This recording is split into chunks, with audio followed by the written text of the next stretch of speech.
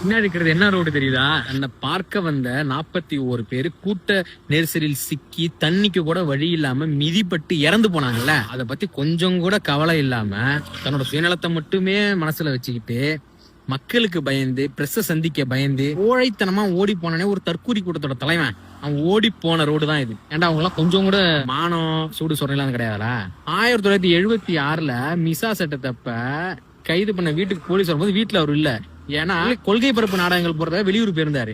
வீட்டுக்கு இது மாதிரி போலீஸ் வந்திருக்குன்னு தெரிஞ்சோடனே மறுநாளே சென்னைக்கு வந்து அரெஸ்ட் ஆனவர் எங்க தலைவர். அதே மாதிரி 2001ல எங்க பெரிய தலைவர் அரெஸ்ட் ஆகும் போது பெங்களூர்ல அவர் இருந்தாரு. விஷயம் கேள்விப்பட்டு திரும்பி ஓடி வந்து ஜட்ஜி வீட்டுல வந்து சரண்டர் ஆகி அரெஸ்ட் ஆனவர் எங்க தலைவர். 41 பேர் இறந்ததுக்கு அப்புறம் பொறுப்பு எடுக்காம பயந்துகிட்டு ஓடி போலில 30 நாள் வீட்டுல குத்து வச்சு உட்கார்ந்து இருந்தீங்களே, அது மாதிரி ஓடி போடா எங்க தலைவர்.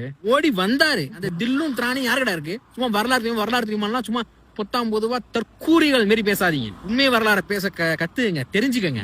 இதுதான் ஒரு வீரனுக்கும் கோழைக்குமான வித்தியாசம். வீரன்னா ஓடி வந்து அரெஸ்ட் ஆகணும். தற்கூரித்தனமா கோழை மாதிரி பயந்துகிட்டு ஓடி போய் ஒளிஞ்சுக்க கூடாது. புரியுதா?